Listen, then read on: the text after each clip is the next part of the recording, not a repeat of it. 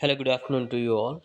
Today in this video, we'll see how we can fix if YouTube history is not showing. Actually, this is not an error. This is a setting option we need to disable and enable. So, if your YouTube also is not showing any history of the previously watched videos, you can fix it.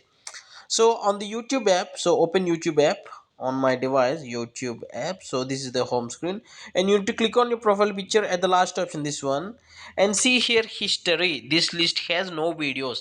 So this is not an error, but this is an option I set for the history to be not shown or history to be not saved. That's why there is no history on this mobile. For example, if you are facing similar issue, you need to tap on this simple, you need to turn it on, because previously I have disabled this. Click on turn on, and again it will ask for the confirmation, turn on. Simple.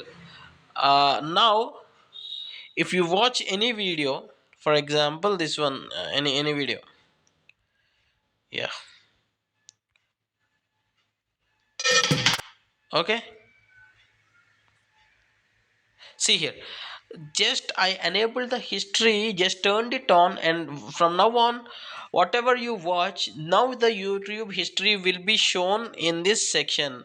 I hope you like this tutorial, and thanks for watching. Have a nice day.